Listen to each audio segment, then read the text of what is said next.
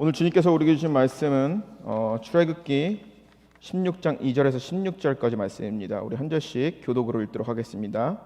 이스라엘 자손 온 회중이 그 광야에서 모세와 아론을 원망하여 이스라엘 자손이 그들에게 이르되 우리가 애굽 땅에서 고깃가마 곁에 앉아 있던 때와 떡을 배불리 먹던 때에 여호와의 손에 죽었더라면 좋았을 것을 너희가 이 광야로 우리를 인도해내어 이 온 회중이 죽여 죽게 하는도다. 그때 여호와께서 모세에게 이르시되 보라 내가 너희를 위하여 하늘에서 양식을 비같이 내리리니 백성이 나가서 일용할 것을 날마다 거둘 것이라 이같이 하여 그들이 내 율법을 준행하나 안 하나 내가 시험하리라. 여섯째 날에는 그들이 그 거둔 것을 준비할지니 날마다 거두던 것에 갑절이 되리라. 모세와 아론이 온 이스라엘 자손에게 이르되 저녁이 되면 너희가 여호와께서 너희를 애굽 땅에서 인도하여 내셨음을 알 것이요 아침에는 너희가 여호와의 영광을 보리니 이는 여호와께서 너희가 자식을 위하여 원망을 들으셨음이라. 우리가 누구이기에 너희가 우리에게 대하여 원망하느냐. 모세가 또 이르되 여호와께서 저녁에는 너희에게 고기를 주어 먹이시고 아침에는 떡을 배불리시리니 이는 여호와께서 자기를 향하여 너희가 원망하는 그 말을 들으셨음이라. 우리가 누구냐 너희의 원망은 우리를 향하여 함이 아니요 여호와를 향하여 함이로다. 모세가 또 아론에게 이르되 이스라엘 자손의 온 회중에게 말하기를 여호와께 가까이 나아오라. 여호와께서 너희의 원망함을 들으셨느니라 하라. 아론이 이스라엘 자손의 온 회중에게 말하매 그들이 광야를 보니 여호와의 영광이 구름 속에 나타나더라. 여호와께서 모세에게 말씀하여 이르시되 내가 이스라엘 자손의 원망함을 들어노라. 그들에게 이르기를 너희가 해 질 때에는 고기를 먹고 아침에는 떡으로 배부르리니 내가 여호와 너의 하나님인 줄 알리라 하라 하시니라. 저녁에는 메추라기가 와서 진에 덮이고 아침에는 이슬이 진 주위에 있더니 이슬이 마른 후에 광야 지면에 작고 둥글며 서리같이 가는 것이 있는지라. 이스라엘 자손이 보고 그것이 무엇인지 알지 못하여 서로 이르되 이것이 무엇이냐 하니 모세가 그들에게 이르되 이는 여호와께서 너희에게 주어 먹게 하신 양식이라. 여호와께서 이같이 명령하시기를 너희 각 사람은 먹을 만큼만 이것을 거둘지니 곧 사람의 수요대로 한 사람이 한 오매씩 거두되 각 사람이 그 장막에 있는 자들을 위하여 거둘지니라 하셨느니라. 아멘. 오늘은 만나에 관한 이야기를 여러분들과 나눠볼까 합니다. 여러분 우리가 살면서 만나를 혹시 경험해 본 적이 있습니까? 분명히 이 만나라는 것은 이스라엘 백성이 가나안 땅에 도착했을 때 끊겼습니다. 그런데 우리는 우리의 삶 가운데 만나를 경험할 때가 있습니다. 저는 만나를 경험한 적이 있습니다. 언제냐면은 한 달 전이었던 것 같아요. 주일날 이제 주일을 준비하면서 그날따라 괜히 갈비가 되게 먹고 싶은 거예요. 갈비가 먹고 싶다 하는데 뭐 이렇게 여러분도 다 아시겠지만 그 리빙스턴 이 지역에는 갈 수 있는 식당이 소공동 순두부밖에 없잖아요. 그렇죠? 그래서 그냥 다음에 먹어야지 그러면서 이제 있었는데 제가 이제 페이스북을 보는데 이 리빙스턴의 이 젊은 사람들끼리 이제 필요 없는 것들을 서로 나누는 이 페이스북 그룹이 있어요. 커뮤니티가 Buy Nothing이라는 데인데 거기 들어가 보니까 어떤 사람이 갈비를 올린 거예요. 진짜 갈비를 올린 거예요. 근데 그 사람이 왜 갈비를 올렸냐면은 인도 사람인데 베지테리언이에요. 그런데 이제 주문을 했는데 이게 잘못 온 거예요. 그래서 이거 먹을 사람 먹어라. 근데 이게 올린 지 50분이 지났는데 아무도 그걸 먹겠다고 하는 사람이 없는 거예요. 그래서 이건 내 거구나 하고 이렇게 해가지고 먹었던 것 같습니다. 근데 우리가 만나를 보면 알겠지만 딱 그날 먹은 거 그리고 또 이제 얼마만큼 사람들이 소유할 수 있는지 정해져 있지 않습니까? 딱 1인분밖에 안 왔어요. 딱 1인분이었어요. 그래서 저 혼자 맛있게 먹었습니다. 예. 우리는 살면서 이렇게 만나를 종종 경험할 때가 있습니다. 그런데 이 만나라는 것은요 풍족하게 주어지는 것은 분명히 아니에요. 조금 딱 알맞게. 그렇잖아요. 우리가 뭔가가 부족했어요. 뭔가 이렇게 돈이 필요해요. 그런데 갑자기 어느 순간 딱 알맞게 우리에게 주어질 때가 있잖아요. 넘치지도 않고 모자르지도 않게. 만나라는 것은 아마 이스라엘 백성들에게 그런 것들이 아니었을까라는 생각이 듭니다. 그런데 이 만나라는 것의 시작을 보게 되면요, 오늘 우리가 읽은 성경을 보게 되면요, 이스라엘 백성들이 모세와 아론을 원망하면서부터 시작이 됩니다. 출애굽기 말씀을 보게 되면 이스라엘 백성들은 항상 불평과 불만이 많았어요. 어떠한 작은 불편함에도 그들의 지도자 모세와 아론을 원망했죠. 무엇이 그들을 불편하게 만들었을까요? 그 이유는 그들의 삶의 자리가 변했기 때문이라는 것이죠. 이스라엘 백성들은요, 400년 동안 애굽에서 노예 생활을 했습니다. 그리고 지금 그들이 현재 서였던 곳은, 성경 속에 그들이 서 있던 곳은 광야 한복판이었습니다. 그리고 그들은 어쩌다가 노예가 된 사람이 아니라 태어날 때부터 노예들이었습니다. 그들의 삶은 어땠을까요? 삶에 큰 변화가 있던 것이죠. 여러분들도 그렇잖아요. 우리가 이민 왔었을 때 삶에 큰 변화가 여러분들 가운데 있었을 거예요. 혹은 결혼을 하거나 그랬을 때도 삶의 모든 것이 좀 변한 것 같은 그런 느낌이 들 겁니다. 이스라엘 백성들은 이집트에서 열심히 일했겠죠. 그리고 고된 노예에게 시달렸습니다. 그런데 아무리 열심히 일해도 그들을 알아주는 사람 없었어요. 이집트를 위해서 거대한 건축물을 짓는데 노동력으로 동원이 됩니다. 그런데 열심히 일해봤자 그 건축물은 이스라엘 사람들 거이 아니에요.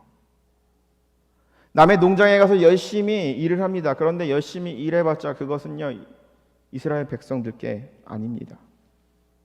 그들에게는 늘 차별이 있었고, 그리고 그들에게는 참 결핍이 있었던 것을 우리는 알 수가 있습니다. 그러나 그들에게 자유가 주어졌습니다. 자유가 주어지고 자유의 몸이 되었어요. 그런데 그들의 삶 가운데 생존에 가장 첫 번째로 필요한 것들이 없었을 때 불평이 나오기 시작한 것이죠.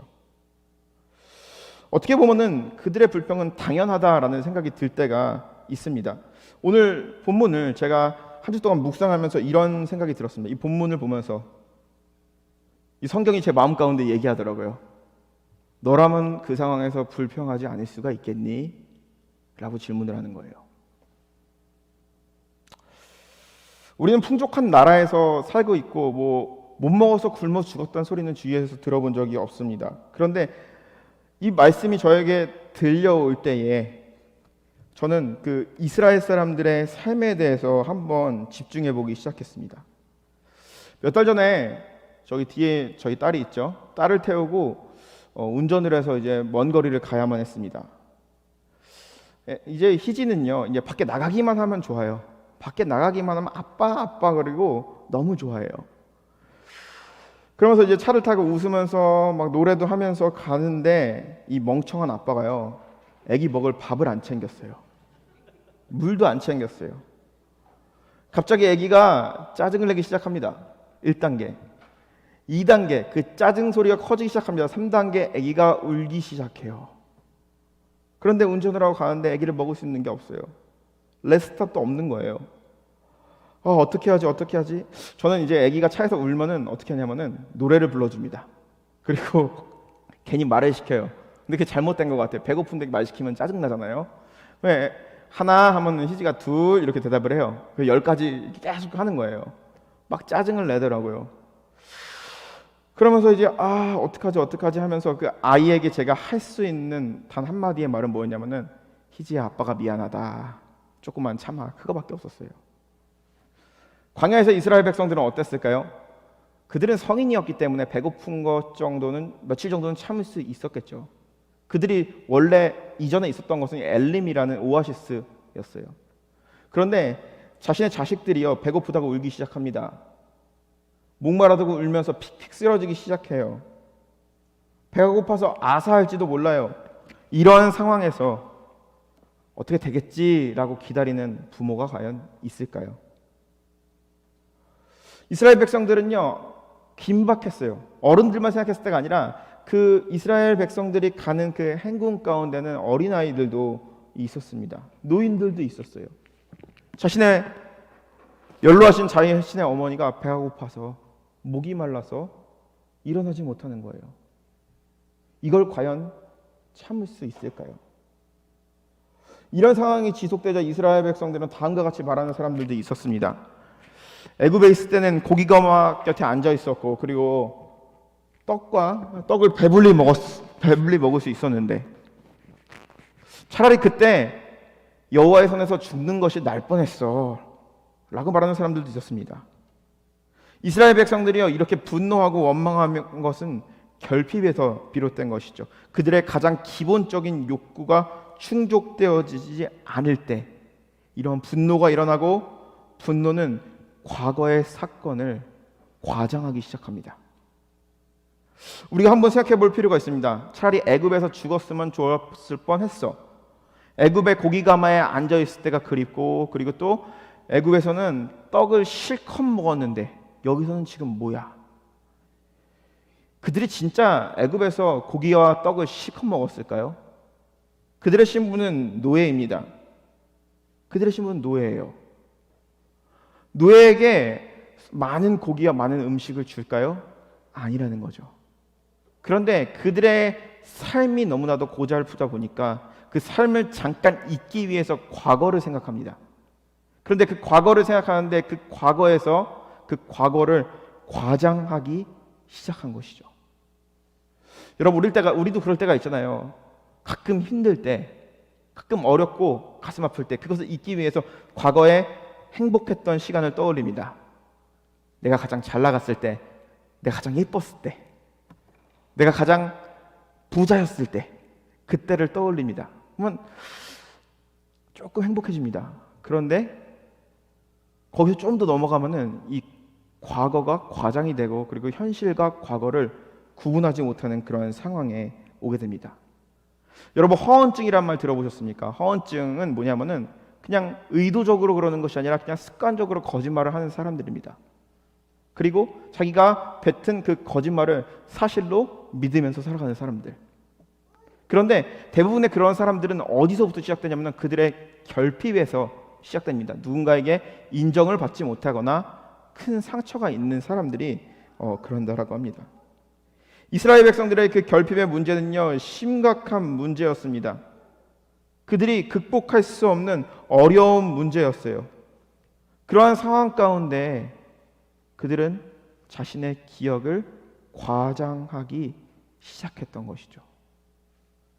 그런데 더욱더 중요한 것은 바로 무엇이냐면은 그들의 기억을 과장하면서, 그리고 과거에 없었던 일들, 비슷한 일은 있었지만 없었던 일들을 말하지만 내가 애굽에서 그냥 죽었으면 좋겠어 라고 말하는 것은요, 하나님은 그들을 데리고 가나안 땅으로 인도하고 싶었는데 그 하나님의 인도하심을 거부하는, 부정하는 그러한 행위라는 것이죠. 하나님의 분노에 대해서 저항하는 것이죠. 하나님께서는요, 그들의 마음을 이미 알고 있었습니다. 그들이 광야를 걷다가 보면은 이집트에서 나와서 광야를 가게 되면 그들이 분명히 무너질 것이라는 것. 그들의 배고픔으로 말미암아 그들의 인격이 드러나게 되고요. 육신이 힘들면서 그들의 인격이 드러나는 거예요. 인격이 드러나면서 그들의 신앙과 믿음이 나타나기 시작한 것이죠. 그들을 알고 있었어요. 하나님께서는 그들이 가지고 있는 결핍을 해결해 주기 원했어요. 그들의 배고픔 플러스 그들이 가지고 있던 영적인 결핍이었던 것이죠. 만나를 통해서 그들을 먹이십니다. 그리고 이 만나를 통해서 그들을 치유하기 원하셨던 하나님이었다는 거죠. 오늘 이 만나를 통해서 하나님께서 이스라엘 백성들을 어떻게 훈련시키고 치유하는지 한번 여러분들과 한번 알아보도록 하겠습니다. 하나님께서는 이스라엘 백성들에게 만나와 메추라기를 먹이시면서 그들의 줄임배를 채우시면서 그들이 하나님의 말씀대로 살아가는지, 시험한다라고 성경은 이야기하고 있습니다.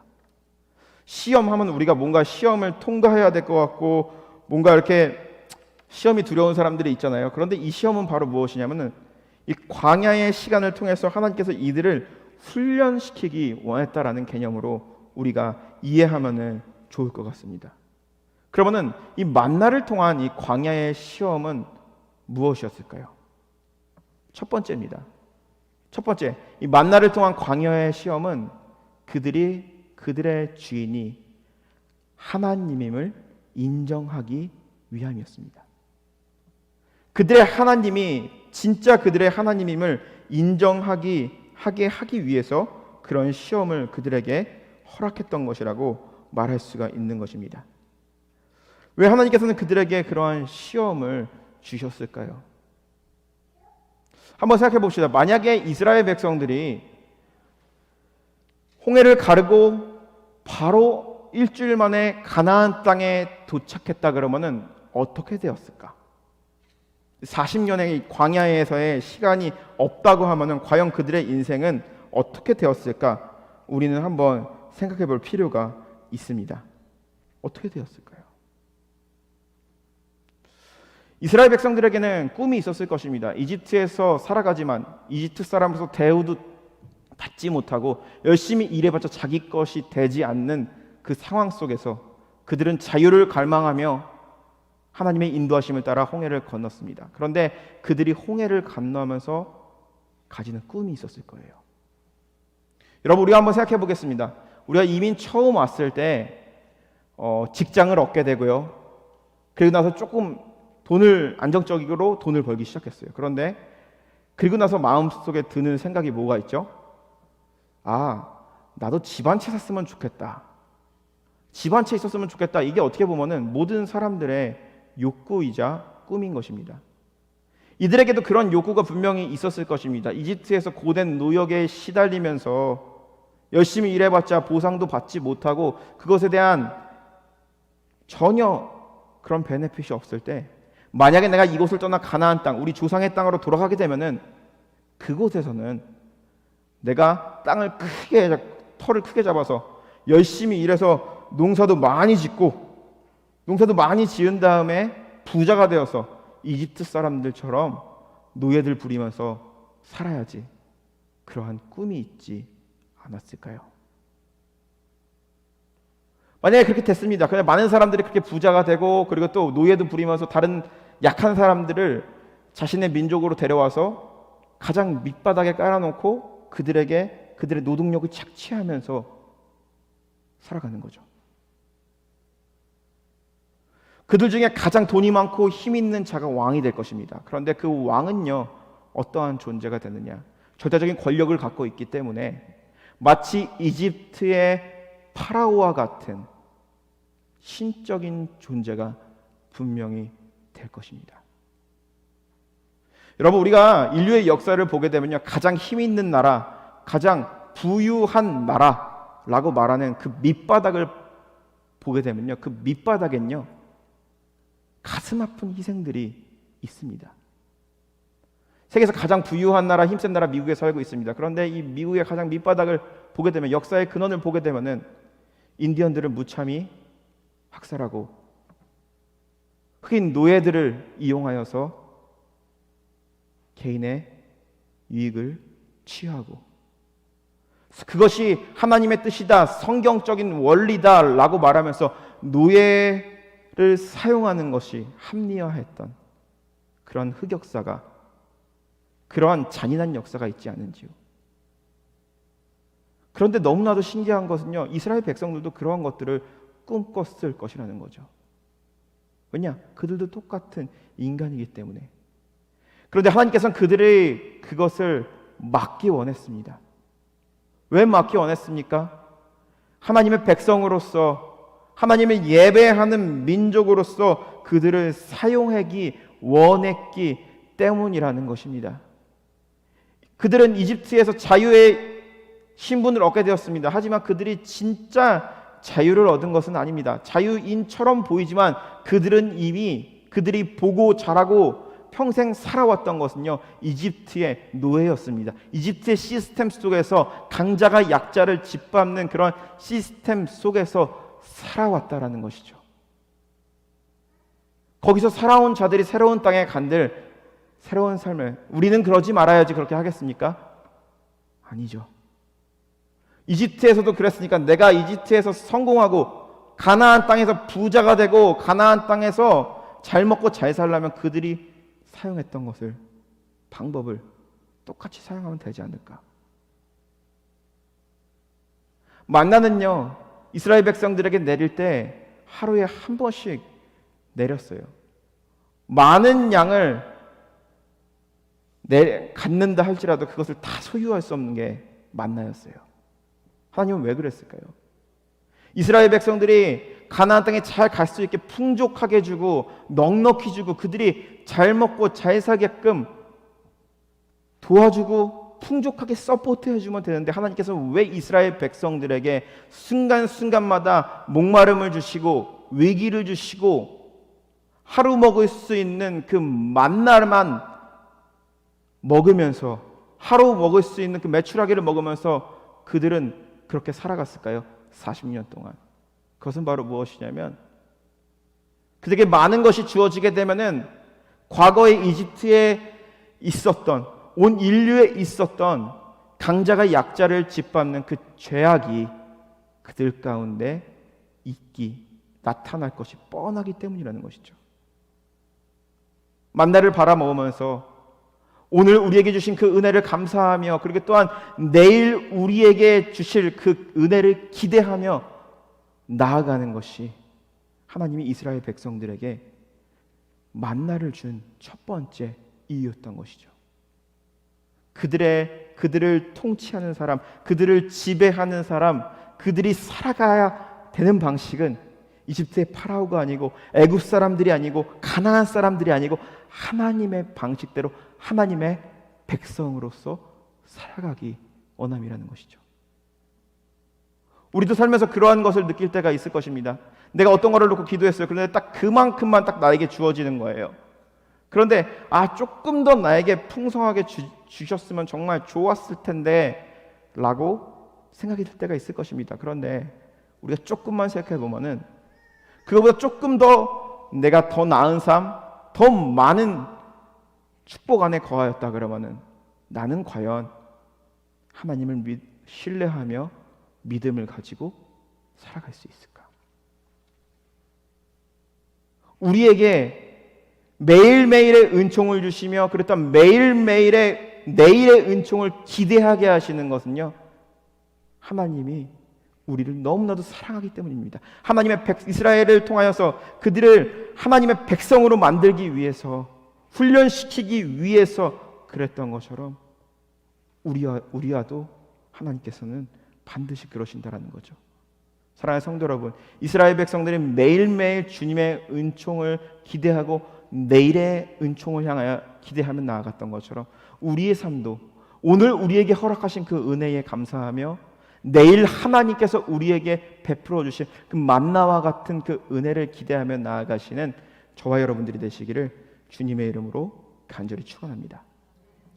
두 번째 메시지는요, 만나가 주는 두 번째 메시지는요, 이스라엘 백성들의 워라벨을 지켜주기 위해서 하나님께서 만나를 주셨다라고 보면 될 것 같습니다. 여러분 혹시 워라벨이라는 말을 들어본 적이 있습니까? 미국 사람들은 안 쓰더라고요. 한국에서는 워라벨 해가지고 Work and Life Balance. 조선 아시죠? 들어보셨죠? 예, 워라벨. 뭐냐면은 열심히 취업을 해서 일해서 야근하고 승진하고 결혼하고 나이 먹고 자기의 인생을 전혀 못 누리는 그런 인생이 아니라 일도 적당히 하고 돈도 적당히 벌고 자신의 인생도 적당히 즐기면서 사는 거, 이 워크와 라이프의 밸런스를 의미하는 것이죠. 요즘 사회에서 이것이 되게 중요합니다. 미국에서도 이런 이제 워라벨이라는 말은 쓰지 않지만 비슷한 표현들이 분명히 있을 거예요. 우리가 삶을 살아가면서 일만 하고선 살아갈 수 없습니다. 이 삶과 그리고 일과 삶이 균형이 맞아야 되는 것이죠. 그런데 우리가 이스라엘 백성들을 다시 한번 생각해 봅시다. 그들은 누구였죠? 노예였어요. 노예에게 과연 이 워라밸, 워크 라이프 밸런스가 있었을까요? 없었을 겁니다. 노예에게 쉬는 날이 있고, 쉬는 날이면은 명절이면 보너스 나오고, 오늘이 이제 쉬는 날이다 하면은 노예한테 오늘 쉬는 날인데 페이체 끊어줄게, 뭐 그랬을까요? 전혀 아닐 거라는 거죠. 하나님께서는 그들에게 무엇을 가르치고 싶었을까요? 만나라는 것은요 6일 동안 내립니다. 그런데 7일째 되는 날은 내리지 않아요. 6일째 되는 날에는 2배로 그 만나를 소유할 수가 있습니다. 그런데 다른 날에 그러면 이것이 썩거나 벌레가 낍니다. 그런데 마지막 날에 6일째 날에는 2배로 할 수 있습니다. 그러면서 구약 성경에서 끊임없이 강조하고 있는 것이 있습니다. 그것은 바로 뭐냐면은 안식일을 거룩하게 지켜라. 이 안식일이라는 것은 바로 어떤 것입니까? 하나님께서 모든 것을 창조하시고 쉬신 날입니다. 그런데 우리가 다시 한번 생각해 볼 필요가 있어요. 하나님이 쉼이 필요해 가지고 쉬셨을까요? 하나님이 이제 인류를 창조하시고 이제 다 했으니까 이제 피곤하니까 좀 쉬어야겠다 하고 쉬셨을까요? 아니죠. 안식일이라는 것은요 하나님께서 우리에게 주신 은총의 선물이라는 것이죠. 고된 농동에 시달리는 자들, 그리고 또한 날마다 일을 하지 아니하면은 살아갈 수 없는 그런 인생들에게 하나님이 베푸시는 은혜라는 것이죠. 이날은요 하나님의 은혜 가운데 살아가는 날입니다. 은혜 가운데 즐기는 날이고 기뻐하는 날입니다. 그런데 히브리 노예들 가운데는 그런 안식일이 없었습니다. 그런데 하나님께서는 그들에게 그런 은총을 베푸신 겁니다. 우리가 안식일을 거룩하게 지켜라 라고 해가지고 우리 버겐카운티 가면은 안식일에 상점에 가서 옷을 살 수 있나요? 아니죠. 백화점 문 안 열어요. 월마트도 가게 되면은 이제 옷 팔고 그런데 다 이렇게 닫잖아요. 그렇죠? 여기는 안 그런데 안식이 그게 이제 뭐 주의를 지키자는 전통에서 이렇게 왔다고 하는데 안식일을 거룩하게 지킨다는 거. 유대인들은 안식일날 일을 하면 안 된다 그래서 안식일을 일하는 자들을 향하여서 손가락질합니다. 예수님께서도 항상 이 종교 지도자들과 부딪혔던 이유 중에 하나는 바로 무엇이냐면은 안식일에 당신이 사람을 고쳤어? 안식일에 어떠한 사람을 치료해줬어? 이런 것 때문에 항상 부딪혔던 것이죠. 그들이 율법화했기 때문이라는 것이죠. 안식일에 쇼핑을 하면 잘못된 거야. 안식일에 어떤 것을 하면 잘못된 거야. 안식일에 돈을 쓰면은 그것은 죄악이야. 이런 말들이 있죠. 그런데 우리가 궁극적으로 한번 생각해 볼 필요가 있습니다. 하나님께서 우리에게 안식일을 주신 이유는요. 히브리 노예들에게 자유를 얻은 히브리 노예들에게 안식일을 강조하며 구약 성서의 안식일을 준 이유는 바로 무엇입니까? 그들에게 쉼을 주는 겁니다. 그리고 그들이 가나안 땅에 정착했을 때 그들이 평생 유목민이 아니라 가나안 땅에 정착하게 되면은 그 땅에서 살아가게 되고 그 땅에서 나라를 이루게 되고 그 땅에서 하나님의 백성으로 살아가게 되고 그들 밑에 있는 소수 민족들, 지배를 받는 자들까지도 쉼을 주기 위해서 하나님께서는 거룩한 안식일을 주신 것입니다. 하나님의 은총 안에서, 은혜 안에서 신분과 그리고 또한 인종과 어떠한 문화와 상관없이 쉴 수 있는 날을 우리에게 준 것입니다. 하나님 안에서 새로운 창조가 일어나는 날이 바로 안식일이라는 것입니다. 하나님께서 이렇게 법규로 딱 정해놔가지고 우리는 이것을 반드시 지켜야 돼. 거룩하게 지키는 것은 바로 무엇이냐? 세상 것 안 하는 거야. 그렇게 결론 지을 때가 있죠. 그런데 그것이 아닙니다. 하나님께서는요, 그들에게 선물을 주신 거예요. 바라옵기는 우리도 그랬으면 좋겠습니다. 우리가 매일 주일에 나와서 매주 예배를 드립니다. 그런데 이 예배를 드리는 이 시간이 여러분들에게 정말 쉼을 얻는 시간이 되었으면 좋겠습니다. 하나님의 은혜 안에서 수영하는 시간이 되었으면 좋겠어요. 하나님이 주시는 기쁨과 하나님이 주시는 축복 안에서 새로운 창조가 일어나는 날이 되기를 주님의 이름으로 간절히 축원합니다. 그리고 여러분들이 접하는 사람들, 그리고 또한 비즈니스 하시는 분들도 있으실 거고, 그래도 여러분들이 직장에서 부하 직원들도 있을 것입니다. 그들에게 정말 쉼과 재충전의 시간을 주기 위해서 이 안식일을 우리에게 주신 것이며, 이것을 거룩하게 지키는 것은 하나님의 은혜 안에서 살아가기 위해서, 인간으로서 워라밸을 지키면서 살아갈 수 있는 그런 은혜를 하나님께서 이스라엘 백성들에게 허락하신 거예요. 그는 노예이기 때문에 아무것도 몰랐기 때문이라는 거죠. 이것이 바로 하나님께서 주신 만나의 두 번째 은혜입니다. 하나님께서 이스라엘 백성들에게 주신 만나의 세 번째 은혜는 바로 무엇이냐면은, 세 번째 은혜는 다른 사람의 배고픔을, 다른 사람의 줄임배를 챙기라 라는 그런 의미를 가지고 있습니다. 오늘 우리가 읽었던 16절의 말씀을 다 같이 한번 읽어보도록 하겠습니다. 우리가 같이 읽었던 16절의 말씀 한번 읽어볼게요. 시작. 여호와께서 이같이 명령하시기를 너희 각 사람의 먹을 만큼만 이것을 거둘지니 곧 사람의 수요대로 한 사람당 한 오멜씩 거두되 각 사람은 그 장막에 있는 자들을 위하여 거둘지니라 하셨느니라. 아멘. 이 만나를 사람들이요 거둘 수 있는 양이 정해져 있어요. 한 오멜이에요. 이게 어느 정도냐면은 우리가 이제 1갤런, 그러니까 해프 갤런 정도가 되는 거예요. 그 정도를 한 사람이 가질 수 있다라는 것입니다. 하나님께서 주시는 이 만나는요 딱 정해져 있어요.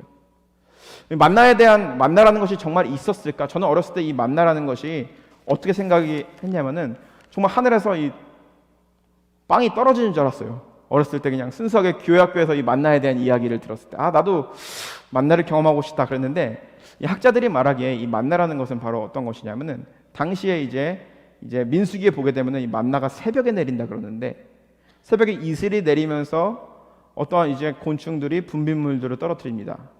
그러면서 그 분비물들이 마르게 되면서 딱지가 지게 되죠. 그래서 그것을 긁어가지고 떡도 만들어 먹고, 그리고 또 빵도 만들어 먹고, 과자도 만들어 먹고 하는 것이 만나였던 것이죠. 그런데 이 만나를 거둘 때에 보게 되면 만나를 줍는 게 아니라 어떻게 보면 만나를 긁는 거죠. 만나를 얻게 될 때 한 사람당 한 오멜씩 가져가야 된다라고 이야기하는데, 본문을 보게 되면 얘기하죠. 그의 장막에 있는 자들을 위하여 거둘지니라 하셨느니라. 이 말은 바로 무엇입니까? 장막에 있는 사람들을 위해서 거둘지니라. 장막에 있는 사람들은 과연 누구일까요? 그 사람들은 바로 누구냐면 우리가 생각하는 이런 사회적 약자들이라는 것이죠. 만나를 줄 수 있는 사람들, 건강한 사람이 만나를 줄 수 있겠죠. 어떠한 질병이 있으면 사람들과 같이 하지 못하기 때문에 집 밖에 나오지 못하는 사람들도 있었다라는 것이죠. 집안일을 돌봐야 되기 때문에 만나를 줄 시간이 없는 사람들도 있다라는 것이죠. 그런데 하나님께서 이스라엘 백성들을 향하여서 명하실 때에 장막에 있는 자들을 위해서 하라는 것은, 하나님께서 항상 우리 주위에, 우리 옆에 세워놓은 사회적인 약자, 세상으로부터 버림받은 자들, 그리고 또한 공동체 가운데 함께 살아가지 못하는 자들, 몸이 불편하여서 어떠한 것도 하지 못하는 그러한 자들의 배고픔을 챙기라는 것이죠. 만나는요 이스라엘 백성들에게 분명한 이 선교적인 메시지를 주고 있습니다. 제가 서두에 이야기했습니다. 하나님께서 만나를 주신 것은요, 만나를 통해서 우리를 훈련시키기 위해서, 이스라엘 백성들을 훈련시키기 위해서 주신 것입니다. 제가 배고팠는데, 갈비가 먹고 싶었는데 도시락을 어떤 사람이 잘못 주문해서 그거를 이제 공짜로 먹었어요. 만나의 은혜다, 감사합니다, 이걸로 끝나면 안 된다라는 것이죠. 하나님이 원하는 목적까지 안 온 거예요. 만나를 하나님께서 주시면서 최종적인 목적은 바로 무엇이냐? 나의 배고픔뿐만 아니라 다른 사람의 배고픔까지도 챙기는 것을 의미합니다. 못 먹는 자들을 대신 먹여주고 못 갖는 자들에게 나눠주고, 그리고 또 공동체 가운데 함께하지 못하는 나병 환자들이나 차별받는 자들, 그들을 챙겨주라는 메시지를 가지고 있다는 것이죠. 그리고 그들을 도와주는 손가발이 되어야 한다는 것이죠. 요한복음 5장에 보면은 베데스다 연못이 나옵니다. 벳, 헤스다. 벳은 히브리어로요, 집이라는 의미를 가지고 있습니다. 헤스다, 헤세드. 헤세드는 은혜라는 의미예요. 은혜의 집이라는 이름을 가진 연못이 나오게 됩니다. 그런데 그 연못은요, 우리가 생각하는 이 산 속에 이렇게 연못이 있는 것이 아니라 지하에 있어요. 지하에. 어떤 건물의 깊은 지하에 이 연못이 있다라고 합니다. 어떤 사람들이 쉽게 내려가기 어려운 그런 곳이었어요. 그런데 그 연못에는 전설이 있었어요. 이 연못은요, 이제 간헐천가 가지고 물이 이렇게 조금씩 이렇게 올라오는 곳인데, 그 물이 올라오는 이유는 천사가 들어왔다가 자신의 몸을 담그고 올라가면은 어느 누군가 빨리 그곳에 들어가게 되면은 어떠한 병이라도 낫는다라는 그러한 전설을 가지고 있던 그러한 연못이었습니다. 그런데 우리가 한번 생각해 볼 필요가 있습니다. 그 베데스다 이 연못 안에 모여 있던 사람들은 과연 어떠한 사람이었을까요? 그냥 평지 위에 연못이 있는 거, 산속에 연못이 있는 거 아니라 지하 어두운 곳에, 햇빛도 잘 안 들어오는 곳에 어떻게 보면은 목욕탕과 같이 이런 탕이 있는 거예요. 이런. 그런데 그 주위에 앉아있던 사람들, 천사가 내려오기만을 기다리고 있었던 사람들은 과연 어떠한 사람들이었을까요? 그들은요, 의료적인 서비스를 전혀 받지 못하는 사람들입니다. 의료적인 서비스를 받을 수 있다 그러면은 병원이나 의원을 찾아가면 됐겠죠. 당시에도. 그런데 그런 것을 전혀 할 수 없는 사람들, 자신의 병을 그런 의원들도 고칠 수 없는 사람들, 그런 사람들만 앉아있던 것이죠. 언젠간 저 연못이 움직이게 되면 내가 반드시 뛰어들어가리라. 베데스다, 은혜의 집이라는 것은 이것이 과연 근데 은혜일까요? 이름은 베데스다라고 우리가 주위를 보게 되면은 이렇게 베데스다 병원도 있고 베데스다 어학원도 있고 베데스다 여러 가지 가게들이 많잖아요. 은혜의 집이라고. 근데 사실 은혜의 집이 아닙니다. 세상의 논리랑 완전 똑같은 것이죠. 가장 먼저 들어간 자들만, 가장 먼저 쟁취한 자들만 얻는 것이 은혜입니다. 그런데 은혜는요, 그냥 무료로 주어지는 거잖아요. 은혜의 집이라고 하지만 그 연못간에 앉아 있던 사람들은 은혜를 전혀 누리지 못한 사람들이었습니다. 근데 그 중에 38년 된 병자가 한 명 있었습니다. 그는 왜 38년 동안 왜 거기에 앉아 있었을까요? 38년 동안 그곳에 앉아 있었던 것은 38년 동안 그곳에 한 번도 들어가지 못했기 때문이라는 것이죠. 예수님께서는 그 38년 동안 병에 걸린 사람에게 나아갑니다. 그리고 그에게 말을 걸어요. 내가 낫고자 하느냐? 그러자 그가 이야기합니다. 나를 저 연못에 넣어주는 자가 없기 때문에 내가 이렇습니다. 라고 예수님께 탄식을 합니다. 저는 이 모습을 보면서 이렇게 느꼈습니다. 만약에 예수님께서 그냥 이 38년 된 병자를 들어가지고 혹은 갑자기 보자마자 어느 대화도 하지 않고요, 그냥 내 병이 낫다 이러면은 그에게 큰 감동이 없었을 것 같아요. 그에게 육신의 치유는 일어났지만 그에게 더 심각한 질병이 있었습니다. 그것은 바로 마음의 질병이라는 거죠. 우리가 몸이 아프게 되면 마음이 아프게 되고 영적으로도 흔들리기 마련입니다. 그런데 이 사람은 38년 동안 그를 이렇게 세워서 들어주는 사람이 없었고 그를 도와주는 사람이 없었어요. 그를 사람들이 멀리 하려고 했고 꺼려 하려고 했습니다. 마음의 상처가 어마어마했겠죠. 마음의 상처는 영적인 상처로 다가온 것입니다. 그렇기 때문에 내가 낫고자 하느냐, 내 낫고자 합니다 라고 하는 것이 아니라 제가 여기 못 들어갔어요 하면서 예수님 앞에 자신의 마음 가운데 있는 그 응어리 증거를 토해낸 것입니다. 예수님이 그에게 말을 하셨을 때 그의 가슴 속에 평생 저기에 한 번만 들어갔으면 좋을 텐데 라고 하면서 가슴 속에 응어리진 게 있었는데 예수님께서는 그것을 토해내게 하셨고 그에게 말씀하십니다. 내가 내 자리에서 일어나 걸으라 라고 말했을 때 그가 가지고 있던 38년 동안 붙들고 있는 질병이 달아났습니다. 완전한 영적인 치유가 일어난 것이죠. 완전한 치유가 일어난 것입니다. 세상의 의원도 고치지 못하는 전인적인 치유가 그에게 일어난 것입니다. 예수님은 왜 근데 그곳에 갔을까요?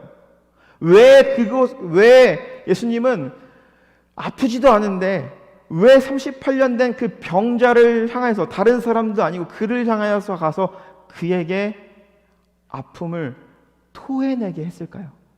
마음속에 있는 깊은 근심을 왜 말하게 했을까요? 그것은 바로 무엇입니까? 그의 아픔을 알기 때문에, 그가 얼마나 이 패배감에 짓눌려 살아가는 것을 알기 때문에, 얼마나 그의 인생이 괴로웠다라는 것을 알고 있었기 때문에, 단순한 육신의 질병의 치유로 해결되는 것이 아니라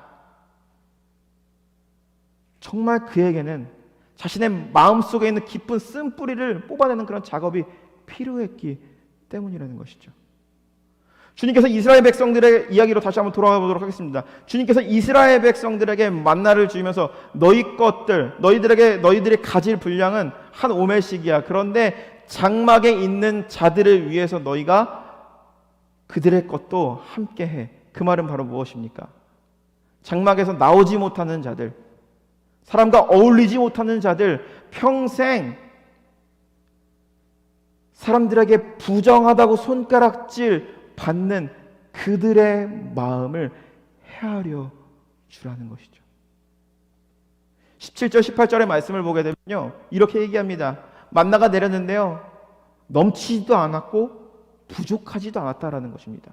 이 말은 바로 무엇입니까? 만나를 통해서 그들의 배고픔만을 단순히 채우는 치는 그 하나님의 은혜가 아니라 만나를 통해서 하나님의 마음을 가지고 못 먹는 자들, 아파하는 자들, 굶는 자들의 마음을 헤아리며 그들의 손가발이 되어서 정말 그 하나님 나라의 공동체를, 하나님의 나라의 백성으로서 살아가야 함을 만나를 통해서 가르쳤던 것입니다.